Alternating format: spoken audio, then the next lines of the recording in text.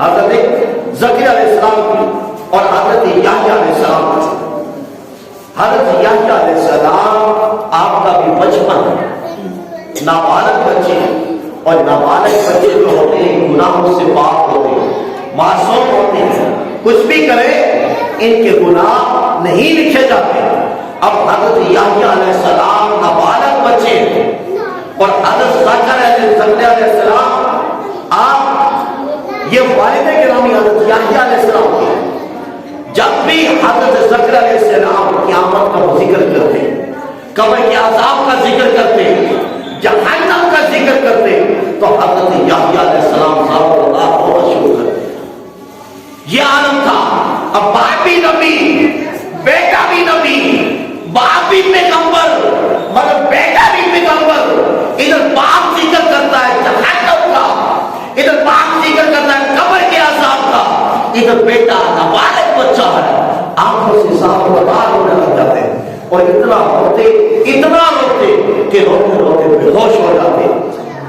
ایک دفعہ کا ذکر ہے کہ آپ کے باپ جو تھے حضرت زکریا علیہ السلام آپ سے چھپ کر جہنم کا ذکر کرتے، قبر کے خوف کا، قبر کے عذاب کا ذکر کرتے.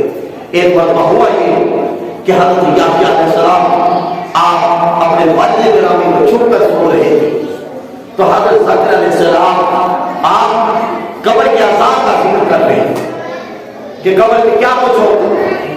اب حضرت زکریا علیہ السلام سنتے چیخ مارے، اس کے بعد بے ہوش ہو کر زمین پر گر پڑے.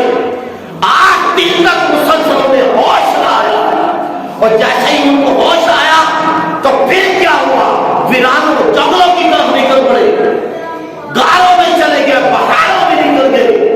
اب ہوا کیا، آپ کی والدہ ماجدہ آپ کی تلاش کرنے میں نکلی. تلاش کرتے کرتے پہاڑوں کی طرف دیکھا، ایک اجانی بکری چلا رہا تھا. اس سے پوچھنے لگی کہ تم نے نابالغ کمسن بچے کو دیکھا، فلاں رنگ کے اس نے کپڑے پہنے ہیں. اب وہ اجانی یہ کہتا ہے، اے خاتون میں نہیں جانتا تیرے بچے کو، وہ کیسا ہے، اس کے کپڑے کیسے ہیں. ہاں اتنا ضرور جانتا ہوں کہ 3 دن ہو گئے میری بکریاں نہ کچلتی ہے، نہ کھاتی ہے، نہ پیتی ہے، مگر اس گار کی طرف دیکھ کر زاروں کتاب ہونا شروع کر دیتی ہے.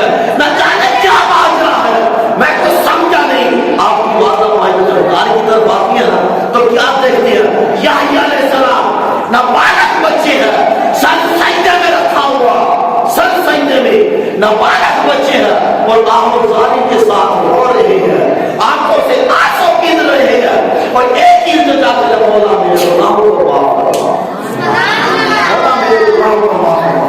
اب ہوا کیا، جب اپنے والدہ کی ماں کی آنکھ کی آواز ہوئی نا تو دل کے اندر خیال آیا کہ لگتا ہمارا تو لوگ آ گئے میری روح قبض کرنے کے لیے. اور ساتھ ہی التجا کی مولا مجھے اتنا وقت دے کہ میں اپنی ماں کے پاس چلا جاؤں، میں اپنی ماں کے پاس چلا جاؤں، ان کے قدموں کو بوسہ دے دوں، ان کی آہو زاری کر دوں، ان کے آگے دست بچہ لوں، اور ان سے دعائیں لے کر مولا پھر مجھے اپنے پاس بلا لے گا. اب دیکھیں باپ بھی نبی پیغمبر، بیٹا بھی نبی پیغمبر، مگر عالم یہ کہ نابالغ ہے، کم سن ہے، مگر گناہوں سے اس طرح رب کائنات کے عذاب سے اس طرح آہوزاری کر رہی ہے. اب آپ کی بات نے فرمایا یحییٰ تمہیں کیا ہو گیا، تم اس طرح کیا کرنے لگے، ابھی تم بچے ہو، رب تمہارا تم پر کوئی گناہ نہیں ایسا جو رب کائنات کی طرف سے پکڑو. اب حضرت یحییٰ علیہ السلام نے اپنی والدہ کو یا خوب جواب دیا. ذرا توجہ سے سماعت کیجیے. آپ فرمانے لگے اے والدہ مجھے یہ بتائیں اگر کل قیامت کے دن رب کائنات نے مجھے پکڑ لیا تو پھر میں رب کائنات کا حضور کیسے جواب دوں گا. اور میں اکثر دیکھتا ہوں جب بھی آگ جلائی جاتی ہے، جب بھی کوئی ایسی آگ جلائی جاتی ہے، انگارے جلائی جاتی ہے، تو کیا دیکھو سب سے پہلے لوگ چھوٹی چھوٹی لکڑیاں کو آگے لگایا جاتا ہے جس سے آگ لگتی ہے. جب آگ لگتی ہے میری والدہ پھر اس کے بعد بڑی لکڑیاں کو لگایا جاتا ہے. بس اسی بنا خوف سے ڈرتا ہوں کہ رب کائنات